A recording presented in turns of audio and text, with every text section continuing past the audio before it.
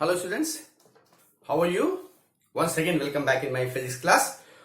Students, in this lecture I will explain scattering of light, and on the basis of which I'll explain that why sky appears blue and during the sunrise and sunset it appears red, while during the noon it appears white or yellowish. Right? What is the scattering? Scattering क्या है? This is light. Right? This is white light. और ये जा रही है. जब ये atmosphere में जा रही है तो एटमॉस्फेयर में क्या है? Number of particles are there. कौन से? डस्ट पार्टिकल्स और atmospheric particles. Atmospheric particles means gaseous molecules like oxygen, nitrogen, etc. अब अगर हम डस्ट पार्टिकल से और gaseous molecules में कंपेयर करेंगे साइज का, तो size of the dust particle is very large as compare to the size of the gaseous molecules like nitrogen, oxygen, etc. Right? तो जब डस्ट पार्टिकल पे लाइट पड़ती है या इन मॉलिक्यूल्स पे लाइट पड़ती है, नाइट्रोजन, ऑक्सीजन एक्सेट्रा पे, तो क्या होता है? मान लीजिए ये एक पार्टिकल है, दिस इज योर पार्टिकल. अब ये डस्ट पार्टिकल भी हो सकता है और गैसेस मॉलिक्यूल्स भी हो सकते हैं. तो अब लाइट जब यहां इसके ऊपर फॉल करेगी तो क्या होगा? कहते हैं होता यह है कि when light falls on the particle, small particles और gases molecules, it spreads in all the directions and this is the scattering. इसका मतलब स्कैटरिंग क्या हुआ कि लाइट जब किसी स्मॉल पार्टिकल्स पे पड़ती है, लाइक डस्ट पार्टिकल या गैसेस मॉलिक्यूल्स पे पड़ती है, नाइट्रोजन, ऑक्सीजन एक्सेट्रा, जो भी एटमॉस्फेयर में है, तो ये अलग अलग डायरेक्शन में स्प्रेड कर जाती है and this phenomenon is known as scattering. अब बड़े पार्टिकल की जैसे हम बात करें, जैसे आप देखिए in the morning during the sunrise when light enters through window in your room, you see the path of light. Window pan में थोड़ा सा होल है या डोर में थोड़ा सा होल है, तो आपको स्ट्रेट लाइट आती हुई दिखाई देती है, पाथ दिखाई देता है ना. वैसे तो हमको पाथ बाहर निकल गया. Go outside from your room and try to see the path of the light. You will not be able to see the path. But when light enters inside the room through a small hole or window pan, then you see the path. That is only because of the scattering of the light. और आपने देखा भी होगा कि वो जो light का path दिखाई देता है उसमें पार्टिकल्स तैला करते इधर उधर ना, तो डस्ट पार्टिकल्स हैं वो, और उससे जब लाइट टकराती है तो स्प्रेड होती है तो हमारी आंखों में हमारी आंखों में पड़ती है और हमको उस लाइट का पाथ दिखाई देता है. तो ये तो बात हो गई. इसको हम लोग टेंडल इफेक्ट भी कहते हैं. जैसे फॉरेस्ट में जाइए, डेंस फॉरेस्ट है और कहीं से हल्का सा उसको पैसेज मिल जाता है पेड़ों के बीच में, तो लाइट चली जाती है, तो हमको उस लाइट का पाथ दिखाई देता है. That is only because of this scattering of the light. ये स्कैटरिंग ऑफ लाइट हम लोग पार्टिकल की वजह से कर रहे हैं, डस्ट पार्टिकल की. एटमॉस्फेरिक पार्टिकल्स की बात नहीं कर रहे हैं. एटमॉस्फेरिक मॉलिक्यूल्स, जो कि हमने कहा था they are the gases molecules, oxygen, nitrogen या जो भी मॉलिक्यूल्स हैं, उनकी वजह से.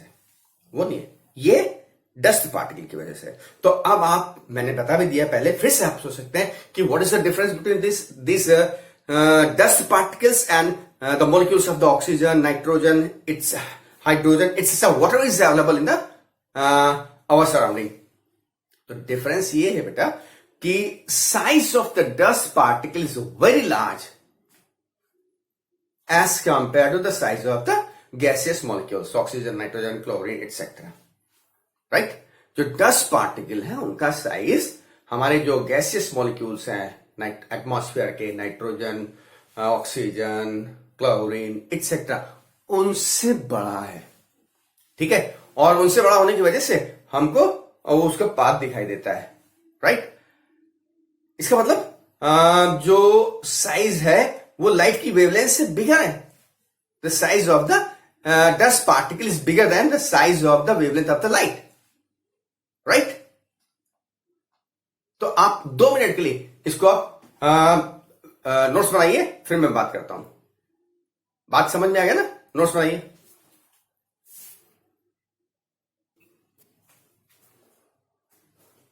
नोट कर लिया? ठीक है। तो अब देखिए कि क्या हो रहा है कि व्हाइट लाइट फॉल कर रही है डस्ट पार्टिकल से। मैंने भी बताया इससे पहले कि the size of the dust particle is large as compare to the wavelength of the light, right? तो क्या हो रहा है कि स्कैटर्ड हो जा रही है और उसका इफेक्ट ये हो रहा है कि हमको व्हाइट लाइट दिखाई दे रही है। ठीक है? क्यों? Because of the size of the dust particle is large as compare to the wavelength of the light, right? अच्छा, अब जब ये व्हाइट लाइट डस्ट पार्टिकल की जगह आपके मॉलिक्यूल्स गैस मॉलिक्यूल्स पे फॉल करेगी तो क्या होगा? तो जब ये व्हाइट लाइट गैस मॉलिक्यूल्स पे फॉल कर रही है तो आपको मालूम है कि क्योंकि डस्ट पार्टिकल का साइज लार्जर था तो उस पर लाइट फॉल करके स्प्रेड हो जाती थी चारों डायरेक्शन में, दैट वाज द स्कैटरिंग। लेकिन उसका बहुत ज्यादा कोई इफेक्ट आया नहीं और हमको लाइट व्हाइट दिखाई दे रही है। रूम के अंदर आपका जो लाइट रे का पाथ आप देखते हैं दैट इज व्हाइट, ठीक है? फॉरेस्ट में कैनोपी के थ्रू जो लाइट आती है, थोड़े से झरोखे से लाइट आती है, वो भी आपको व्हाइट लाइट दिखती है, कोई डिफरेंस नहीं आता because of this light, this white light which is made with the help of number of colours light, that is the VIBGYOR, 7 colour से मिलकर बनी हुई है। It is scattered through that big size particle, that is a dust particle. But on the other hand, if this light, white light is falling on the molecule of the oxygen, nitrogen, etc., यानी gaseous molecules, तो क्या हो रहा है? तो gaseous molecule का size बहुत small है। अब लाइट का वेवलेंथ जो है उस मॉलिक्यूल के साइज से लार्जर है। ये पॉइंट इंपॉर्टेंट है। The wavelength of the light falling on that molecule, gaseous molecule, is large as compared to the size of that gaseous molecule. यहां लार्ज है और डस्ट पार्टिकल से स्मॉल है। तो जब लार्ज है तो इसके ऊपर जब लाइट पड़ती है तो क्योंकि वेवलेंथ सबसे ज्यादा किसकी है? रेड कलर की। Point should be noted, the wavelength of red colour light is maximum while the minimum for violet color light, VIBGYOR, VIBGYOR, violet की वेवलेंथ मिनिमम है, रेड की मैक्सिमम है। तो होता क्या है, जो मिनिमम वेवलेंथ है वो स्प्रेड कर जाती है मैक्सिमम, यानी स्कैटरिंग जो है मिनिमम वेवलेंथ की लाइट की होती है और रेड कलर की लाइट की स्कैटरिंग कम होती है। क्यों? क्योंकि उसकी वेवलेंथ ज्यादा है, रेड ऑरेंज, और वो स्ट्रेट सीधे चली जाती है। ठीक है? तो अभी क्या हो रहा है आपको ये समझ में आ गया कि जब white light which is the mixture of several colours falls on the gases molecules like oxygen, nitrogen, then scattering of the violet color light is maximum as compared to the scattering of the orange and red color light. ठीक? तो अब जब scattering हो रही है violet colour के light की तो डस्ट वाले में क्या था? सभी कलर स्कैटर कर रहे, लाइट पूरी स्कैटर कर जा रही थी क्योंकि डस्ट पार्टिकल मैक्सिमम बड़ा था as compare to the molecule of the gas. लेकिन यहां गैसियस मॉलिक्यूल स्मॉल है तो यहां से स्कैटरिंग जो है ब्लू कलर की लाइट की मैक्सिमम होगी। तो वो हमारी जिस भी डायरेक्शन से हम देखेंगे तो हमारी आंखों में जो लाइट आएगी दैट विल अपीयर ब्लू। ठीक है? ब्लू कलर की स्कैटरिंग हो रही है। तो अभी क्वेश्चन ये उठता है कि सबसे कम वेवलेंथ वॉयलेट की है। यस, वेवलेंथ मिनिमम वॉयलेट की है, मैक्सिमम किसकी है? रेड की। मैं यहां लिखता हूं, देखिए, VIBGYOR, इसकी क्या है? मैक्सिमम, और इसकी क्या है? मिनिमम। तो हमको जो है सन से जो लाइट आ रही है उसकी वजह से स्काई मुझे, मैंने कहा, ब्लू दिखाई देता है। वॉयलेट दिखना चाहिए, मिनिमम वैल्यू थी इसकी ना, और जिसकी वेवलेंथ मिनिमम होती है उसकी स्कैटरिंग ज्यादा होती है, तो हमको स्काई वॉयलेट दिखना चाहिए, फिर ब्लू को दिखाई देता है।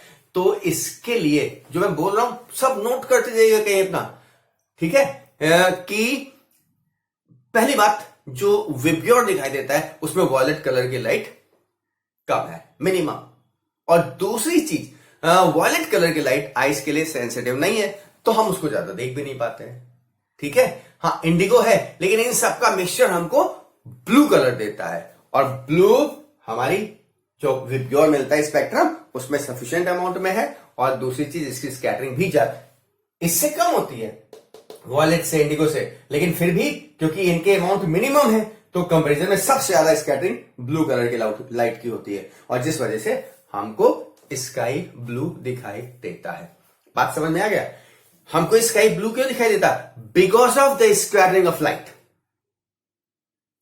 कैसे?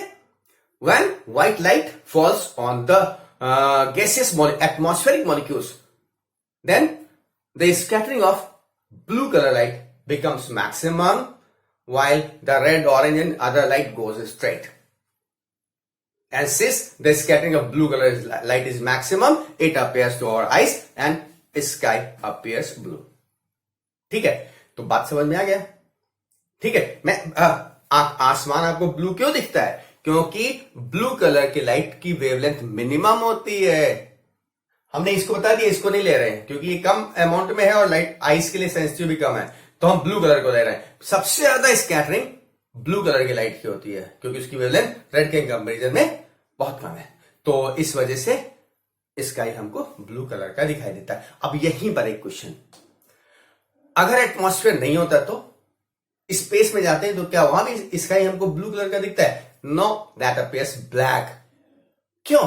क्योंकि वहां लाइट जो आ रही है जिस ट्रैक से, एटमॉस्फेयर है नहीं, मॉलिक्यूल्स है ही नहीं, डस्ट पार्टिकल्स है ही नहीं, तो उनसे स्कैटरिंग होगी नहीं, तो ब्लू कलर की स्कैटरिंग सबसे मैक्सिमम होती है। वो होना नहीं है कुछ, लाइट सीधे चली जाएगी, तो लाइट के पाथ में हमको लाइट नहीं दिखेगी। और जिस सोर्स से लाइट आ रही है, जैसे अंधेरे में आप देखिए ना, अंधेरे में क्या करते हैं, अंधेरा है और लेजर लाइट जलाइए तो लेजर लाइट का सोर्स पॉइंट तो दिखाई देता है, लेकिन इसके चारों तरफ अंधेरा दिखाई देता है, black, because of there is no scattering. ये तो लेजर लाइट की अलग बात है। टॉर्च लाइट जलाइए तो टॉर्च लाइट सीधे चली जाती है और चारों तरफ हमको ब्लैक दिखाई देता है, because of no atmosphere is present in this space and therefore no scattering is possible there, and that's why sky appears black. लेकिन हमारे अर्थ पे स्काई हमको कैसे अपियर करता है? It appears blue. क्यों? Because of the scattering of the light, right? और scattering of light का एक्सप्लेनेशन क्या है कि ब्लू कलर की लाइट की वेवलेंथ मिनिमम है, इसलिए वो मैक्सिमम स्कैटर कर जाती है और आईज में हमारे ब्लू कलर का इंपैक्ट छोड़ती है। समझ में आ गया? सेकेंड थिंग मैं आपको बता रहा हूं कि जैसे मैं बात करूं कि अर्थ की, तो अर्थ सरफेस ये है हमारी, ये देखिए सरफेस बनी हुई है और ये सन है। अच्छा, मॉर्निंग में सन यहां होता है और हम यहां पे खड़े हुए हैं। मान लीजिए हम क्या, आप खड़े, कोई भी खड़ा हुआ, तो अब जब सनलाइट आ रही है यहां से, तो कब सनराइज या ऐसे ही सनसेट, दोनों कंडीशन, सनराइज हो या सनसेट हो। तो आप देखो, आपको डायग्राम में दिखाई दे रहा है कि distance travel by the light is large as compare to the light coming from the sun when it is at overhead. Means दोपहर में सन तो हमारे ऊपर होता है सिर के, तो अब उस समय डिस्टेंस ही कम होती है, जबकि यहां सनराइज और सनसेट के टाइम पर जो डिस्टेंस होती है ज्यादा होती है, जिसका मतलब सनराइज और सनसेट के टाइम पे लाइट जो ट्रेवल करके आएगी that will travel large distance, और जब ये लार्ज डिस्टेंस ट्रेवल करेगी तो नंबर ऑफ पार्टिकल्स, मॉलिक्यूल्स ज्यादा इंपैक्ट करेंगे इसको रास्ते में। यहां पे तो कम करेंगे, यहां पे ज्यादा इंपैक्ट करेंगे, और जब ये ज्यादा इंपैक्ट कर रहे हैं तो यहां ब्लू कलर की लाइट की स्कैटरिंग ज्यादा होगी। तो इसका मतलब ये यहां से यहां तक पहुंचे, इससे पहले ब्लू कलर की लाइट की स्कैटरिंग हो चुकी है। तो पहुंचते पहुंचते यहां पे हमारे पास जो जिसकी स्कैटरिंग मिनिमम होती है वो क्या है? रेड कलर की लाइट, और ये यहां पर सीधे आकर के हमको दिखाई देती है। और इसी वजह से during sunrise and sunset it appears red. ठीक, क्यों? Because of the scattering, not only scattering, because of During sunrise and sunset, the distance, horizontal distance traveled by the light is maximum, and during this maximum, a large path, the scattering of blue color light becomes complete. Only red color light reaches to our eyes, and that's why during the sunrise and sunset, it appears red. While the noon, the distance traveled by the light is less, and it appears white. Short distance है, हमको scattering उतनी नहीं हो पाती blue colour की light की, तो हमको कंबाइन इफेक्ट यानी व्हाइट कलर या येलोइश कलर दिखाई देता है, राइट? तो students, in this lecture I explain the scattering of light. Light जब किसी पार्टिकल पे पड़ती है तो डिफरेंट डायरेक्शन में स्प्रेड कर जाती है. This is the scattering. और पड़ती किस पे? या तो डस्ट पार्टिकल या गैसियस मॉलिक्यूल्स जिनसे मिलके एटमॉस्फेयर बना हुआ है. अब दोनों में अंतर क्या है? डस्ट पार्टिकल का साइज गैसियस मॉलिक्यूल के साइज से लार्ज है, इसलिए उससे जब स्कैटरिंग होती है तो हमको व्हाइट लाइट का इंपैक्ट दिखाई देता है. जैसे विंडो से लाइट आ रही सुबह तो पाथ दिखाई दे रहा, लेकिन लाइट में ब्लू, रेड, ग्रीन कुछ का इफेक्ट नहीं आता है, केवल व्हाइट लाइट दिखाई देती है. लेकिन जब यही लाइट हमारी डस्ट पार्टिकल के बजाय gases molecules, nitrogen, oxygen, chlorine etcetera जिन पे पड़ती है, जो भी जिससे भी एटमॉस्फेयर बना हुआ है उस पे पड़ती है, तो क्योंकि उनका साइज बहुत कम है तो वहां से स्कैटरिंग में कलर्स का डिवीजन शुरू हो जाता है. और क्योंकि ब्लू कलर की लाइट की वेवलेंथ मिनिमम है तो उसकी स्कैटरिंग सबसे ज्यादा होती है, और इसीलिए वो आंखों को हमको इफेक्ट देती है, जिसकी वजह से हमको स्काई कैसा दिखाई देता है? It appears blue. सनराइज और सनसेट के टाइम पे क्या है? हॉरिजन पोजीशन में रहता है, तो यहां से डिस्टेंस ट्रेवल लार्ज होती है, यहां से डिस्टेंस ट्रेवल लार्ज होती है, जिसकी वजह से ब्लू कलर की लाइट की स्कैटरिंग मैक्सिमम हो जाती है, तो हमको हमारी आंखों तक रेड कलर का इंपैक्ट ही, रेड और ऑरेंज का इंपैक्ट ही पहुंचता है. तो इसलिए हमको सन रेड ऑरेंज कलर में दिखाई देता है. जबकि जब नून में हेड के ऊपर होता है तो उस समय जो लाइट आती है उससे क्या इफेक्ट होता है? उसका इफेक्ट ये होता है कि लाइट हमारे कम डिस्टेंस ट्रेवल कर रही है, तो जिससे ब्लू कलर की लाइट की स्कैटरिंग होती है, होती रेड की भी है लेकिन कम होती है, लीस्ट होती है, because of the wavelength of red colour light is maximum.